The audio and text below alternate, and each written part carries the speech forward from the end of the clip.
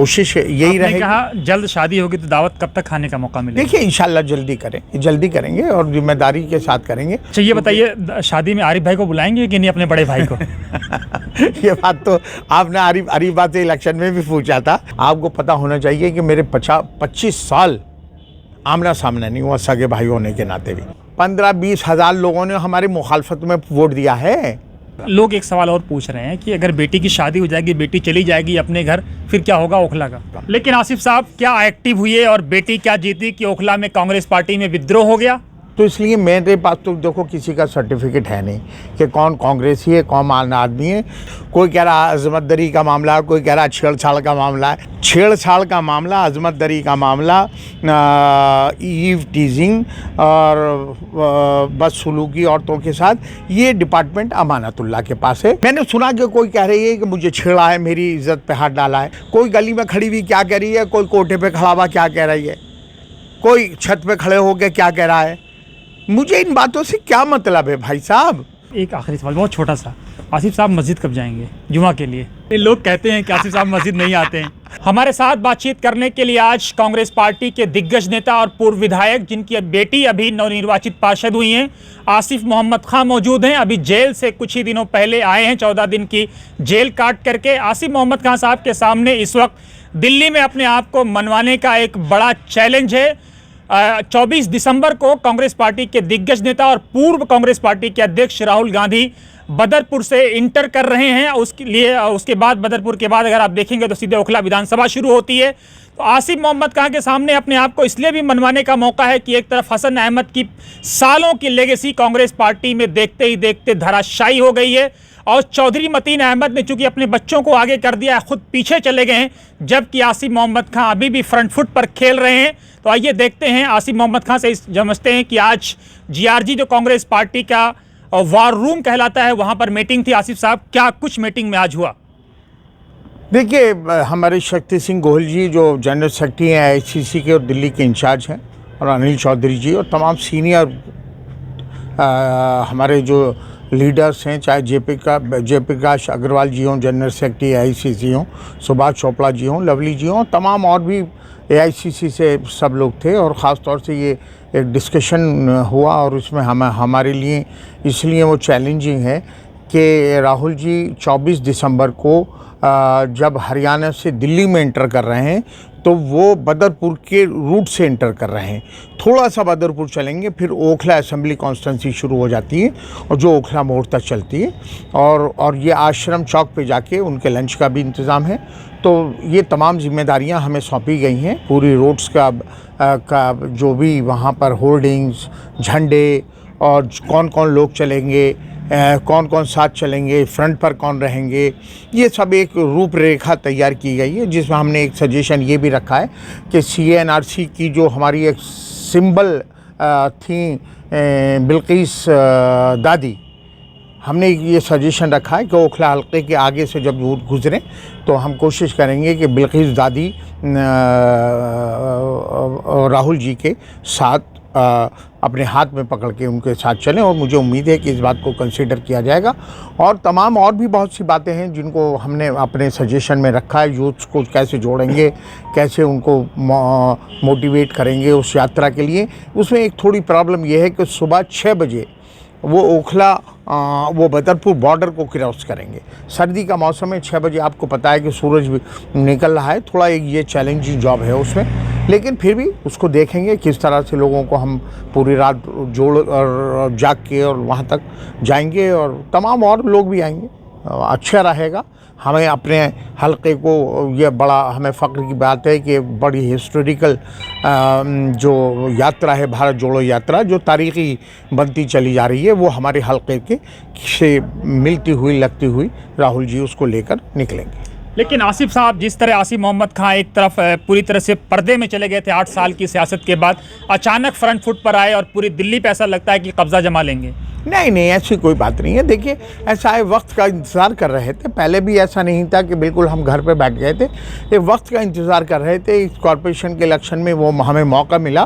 Congress party ने हमें, अल्लाह का शुक्र है, चाहे मैं बहुत ज़्यादा इंटरेस्टेड नहीं था, लेकिन कांग्रेस पार्टी ने ये मौका दिया और अरीबा अल्लाह का शुक्र है कि लोगों का कॉन्फिडेंस जीतने में कामयाब रही और आज बन गई। अब बहुत ज़्यादा और चैलेंजिंग जॉब है हमारे पास कि 2 साल में हमें ये प्रूव करना है जब तक असेंबली का इलेक्शन आएगा कि नहीं, आपने जो हम पे यकीन किया था वो उस यकीन पे हम खरा उतरे हैं। और ये हमारे लिए बड़ा चैलेंजिंग जॉब है क्योंकि ये वार्ड 188 जो है टोटल अनऑथराइज, 100% अनऑथराइज कॉलोनी है, जहाँ बहुत ही लिमिटेशन है कॉरपोरेशन की काम करने के लिए।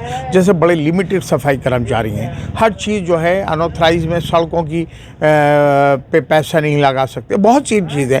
लेकिन उसके बावजूद भी हमने 2 चीज़ें इमीडिएट कही थी कि आप इमीडिएट खुद ब खुद महसूस करेंगे। जो 2 सबसे बड़े धब्बा थे इस वार्ड के अंदर, जो 8 नंबर पे डंपिंग ग्राउंड, जहाँ 100 ट्रक गार्बेज पड़ा था, एक साइड रोड बंद हो जाती थी, अल-शिफा हॉस्पिटल के सामने 100 डंपर पड़ा हुआ था, 1 साइड रोड चल रही थी। वो अल्लाह का शुक्र है, आप जाइए और देखिए उसको और ये दीजिए। और अभी भी मुश्किल से अभी भी आ जाएंगे, 1 आध डंपर हो सकता पड़ा हो जो अचानक लोग डाल जाते हैं, लेकिन हम 1 हफ्ते 10 दिन के बाद आप ये महसूस करेंगे कि कहीं ज़मीन पे एक तिनका भी नहीं मिलेगा। और हम कालीन यहाँ से लेके कालिंदी कुंज से लेके 8 नंबर तक रहमानी साहब की मस्जिद के सामने टोटल इस रोड का ब्यूटिफिकेशन करेंगे। और इस रोड पे को ढलाव का हमने एक प्लान बनाया है कि इसको कहाँ हमें शिफ्ट करना है। जो भी 2-4 डंपर हमारे लोकल गार्बेज के पड़ेंगे, बहुत ज़्यादा नहीं है, लेकिन जब कोई नाकारा हो तो उसके लिए बहुत थे, 100 इकट्ठे हो जाते थे, नहीं उठा पाते थे। हम रेगुलर सफाई कर रहे हैं और इंशाल्लाह रहमानी साहब के ने इतनी एक खूबसूरत, मरहूम ने खूबसूरत मस्जिद इस दिल्ली को, ओखला को क्या दिल्ली को दिए, इंशाल्लाह उसके सामने बेहतरीन ब्यूटिफिकेशन करेंगे, प्लांटेशन करेंगे, बेंचेस लगाएंगे, जो सुबह को मॉर्निंग वॉक में लोग आते हैं वहाँ बैठेंगे, रेस्ट करेंगे और थोड़ा इंजॉय करेंगे। आपने कहा कि आप अरीबा के लिए बहुत ज़्यादा इंटरेस्टेड नहीं थे। हमारे पास तो खबर ये भी है कि आप टिकट वापस करना चाह रहे थे। हाँ, इसमें कोई शक की बात नहीं। मैंने ये बात कही थी कि देखो, ऐसा ना हो कि हम छोटे इलेक्शन में ले जाएं, और हमारा टारगेट तो एमएलएशिप है, ना कि कॉरपोरेशन है। तो इसलिए मेरा बात थी, लेकिन हमारे जो सपोर्टर्स हैं, सब साथी हैं, उन्होंने कहा नहीं, इससे थोड़ा सा आप थोड़ा एक्टिव हो जाएंगे और इंशाल्लाह सीट तो निकल ही आएगी। ओखला के लोगों पे हमें पूरा यकीन है और सीट निकल आई। और इससे एक बेहतर ये अच्छी बात जो हमारे दोस्तों ने और कही थी कि आप भी एक्टिव हो, और मुझे एक्टिव होना पड़ा क्योंकि देखिए कुछ चीज़ें ऐसी होती हैं, जैसे अरीबा को टिकट, इसमें कोई शक की बात नहीं, मेरी वजह से मिला।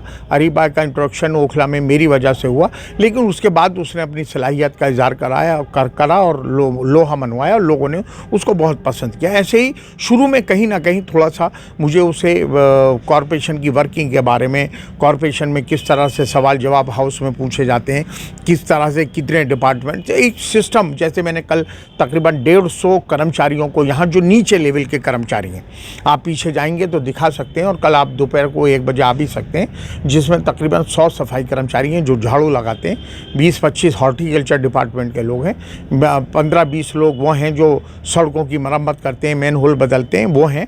और उन सबको हमने कल लंच पे बुलाया है, क्योंकि ये वो तबका है जिसको प्यार मोहब्बत से, कॉन्फिडेंस से हम काम करवाएंगे।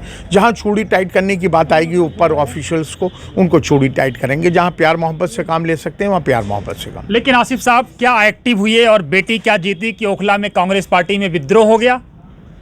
नहीं, देखिए, मुझे तो पहली बात यही नहीं पता चलता कि कांग्रेसी कौन है, आम आदमी पार्टी का कौन है, बीजेपी का कौन है ना। क्योंकि जब हम इलेक्शन में देखते हैं तो जो लोग अपने आप को कांग्रेसी बताते हैं, तो मैं उनकी तो कहीं प्रेजेंस देखता नहीं हूँ।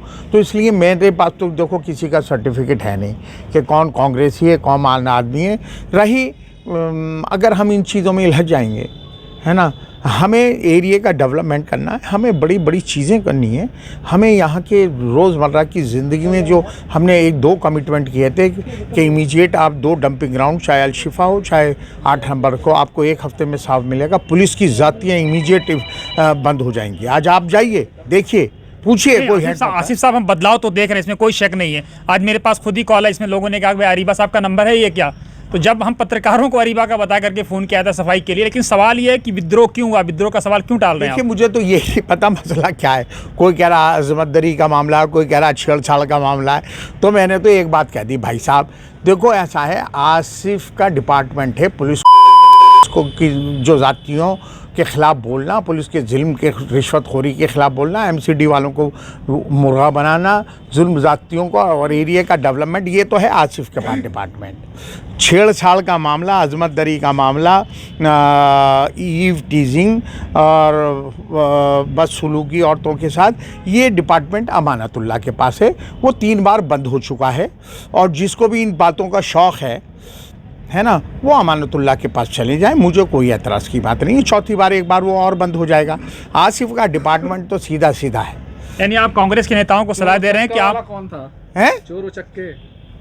मैंने बात बता दिया, मैंने तो बता दिया कि मैं चोर उचक्कों, मेरी सेहत पे कोई फ़र्क नहीं पड़ता कौन क्या कह रहा है, कौन नहीं कह रहा है।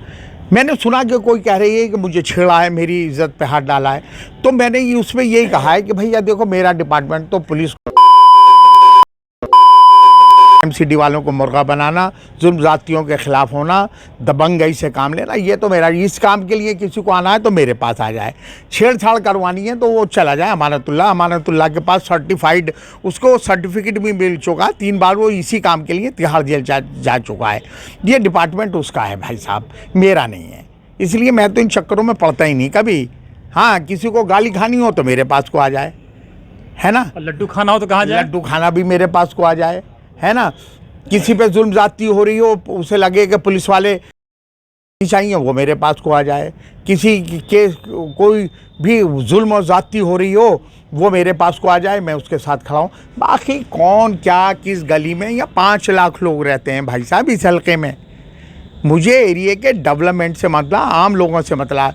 कोई गली में खड़ी हुई क्या कह रही है, कोई कोठे पे खड़ा हुआ क्या कह रही है, कोई छत पे खड़े होकर क्या कह रहा है, मुझे इन बातों से क्या मतलब है भाई साहब। मेरा कोई ये डिपार्टमेंट ही नहीं है, ये डिपार्टमेंट है अमानतुल्लाह का, है ना। जिसको ये सब चीज़ें करनी है वो अमानतुल्लाह के पास को चला जाए, है ना। उसके पास बाकायदा पुलिस का भी सर्टिफिकेट है इन 3 कामों के लिए, इन कामों के लिए। वो 3 बार इसी काम के लिए जेल जा चुका है। आसिफ गया बहादुरी, दबंगई, अवाम के ख़िलाफ़ जो जातियाँ होती हैं उनके ख़िलाफ़ 10 बार भी आसिफ को जाना पड़ेगा। फ़ख्र है मुझे इस बात पे, 20 बार भी जाना पड़ेगा, मैं जाऊँगा। लेकिन जो चीज़ें लोग कह रहे हैं भैया, वो काम तो भैया अमानतुल्लाह कर सकते। अच्छा आसिफ साहब, एक आखिरी सवाल बहुत छोटा सा। आसिफ साहब मस्जिद कब जाएंगे जुमा के लिए? मस्जिद जाते हैं इंशाल्लाह, आपके जुमा को आपके साथ पढ़ेंगे ना। नहीं, लोग कहते हैं कि आसिफ साहब मस्जिद नहीं आते हैं। आप कैमरे के साथ आपके साथ चलेंगे इंशाल्लाह रहमानी साहब की मस्जिद में, आपके साथ। अब आसिफ साहब ने जुमा पढ़ना शुरू कर दिया इसका? हाँ बिल्कुल, पहले भी ऐसा नहीं है ना।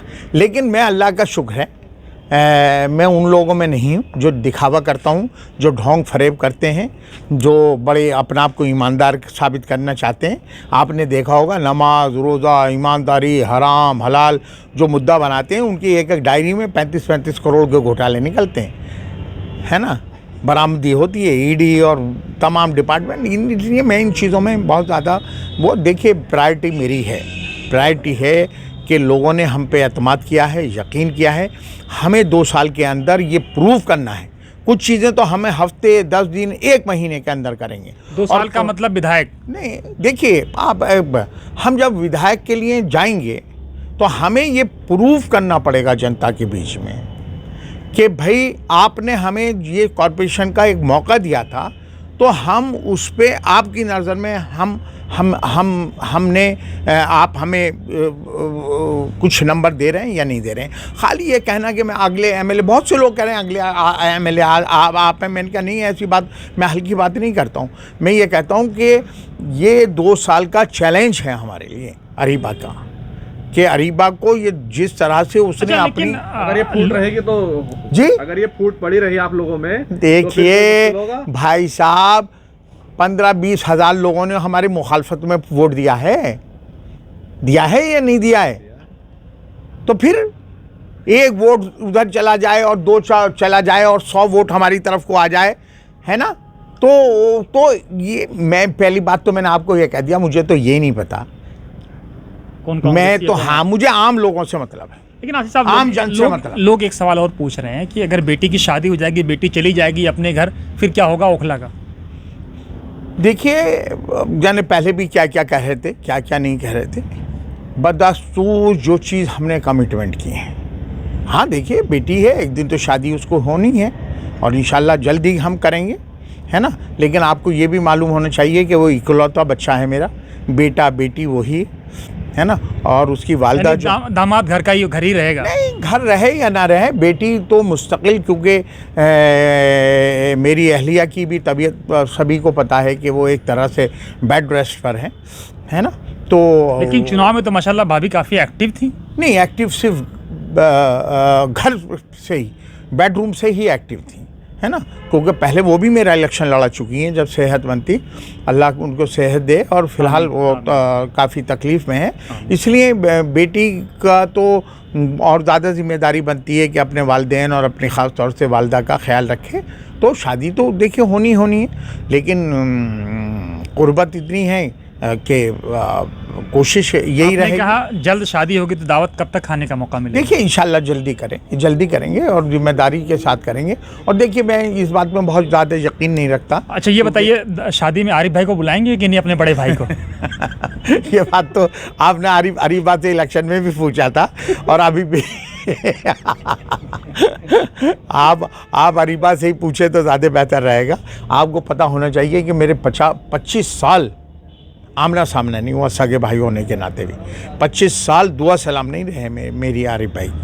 मैं उनकी आइडियोलॉजी से इत्तेफाक नहीं करता। लेकिन वो भतीजी को तो बराबर फ़ोन करते हैं, बहुत मोहब्बत करते हैं। देखिए, क्योंकि उनकी भी बेटी नहीं है, ख़ानदान में कम बेटियां हैं, तो जनरली ये होता है कि बेटियों से अटैचमेंट सबका होता है। लेकिन अरीबा का भी बहुत ठीक है, वो बहुत मानते हैं, लेकिन अरीबा का भी कोई ऐसा नहीं है, बहुत सी चीज़ों से अरीबा भी इत्तेफाक नहीं करती। उसने तो साफ कहा था कि उनकी आइडियोलॉजी से अगर सफाई होती है तो मैं उनके साथ। हाँ, ये बात कही थी, सुलझी हुई बात कही थी उसने, और उस बात को लोगों ने बड़ी संजीदगी से लिया लोगों ने कि कितने सुलझे हुए अल्फाज में उसने एक बात कही। और देखिए, अपना सबका कैरेक्टर है। लेकिन मैं एक बात कह सकता हूँ कि मेरे बारे में अगर आप ये कहीं उंगली उठाएं कि कौम और मिल्लत की बात आई, एरी में जुल्म ज़्यादती के ख़िलाफ़ आई, चाहे CNRC हो, चाहे जामे मिलिया इस्लामिया पे लाठी चार्ज हो, आप कहाँ मेरी प्रेजेंस नहीं थी। अच्छा, आप बताइए, आपका जो लंगर चलता था वो कब चलेगा? इंशाल्लाह जल्दी शुरू करने वाले हैं, हम प्रोग्राम बना रहे हैं इंशाल्लाह। अल्लाह देखिए, ये रिस्क तो हर आदमी अपने मुक़द्दर से खाता है और उसको अल्लाह देता है। एक ज़रिया हो सकता है और इन चीज़ों से किसी के ख़जाने में कोई कमी नहीं आती है। नहीं, लेकिन खान परिवार में हमने देखा, आप हों या आरिफ भाई हों, लंगर परमानेंट रहता है। देखिए, आइए, ये हमारे सफाई कर्मचारियों के लिए हमने कितना बेहतरीन कल के लिए इंतज़ाम किया। मैं चाहूँगा कि थोड़ा सा उसे दिखाइए, जिस तरह से एक VIP लोगों के लिए खाने का इंतज़ाम किया जाता है। आप जाएं, वो हमारे हाथ हैं, हमारे पैर हैं जो यहाँ सफाई करते हैं। हम उन्हीं के दमखम पे लोगों के बीच में, तो इसलिए आप उनका इंतज़ाम देखिए आप। और कल आप आइए, मैं इनवाइट कर रहा हूँ, आप उनके खाने का इंतज़ाम देखिएगा कि बेहतरीन से बेहतरीन हमने अपने सफाई कर्मचारी जो दिन भर यहाँ झाड़ू लगाते हैं उनके लिए बेहतरीन हमने बिरयानी, कौरमे और सभी चीज़ों का उनके लिए बेहतरीन अरेंजमेंट है। आप पीछे जाइए तो इन चीज़ों से किसी की जेब पे फ़र्क नहीं पड़ता है। ये तो अल्लाह जितना आप लोगों के लिए को नवाजेंगे, अल्लाह भी आपको इतना ही नवाजे। शुक्रिया, थैंक यू।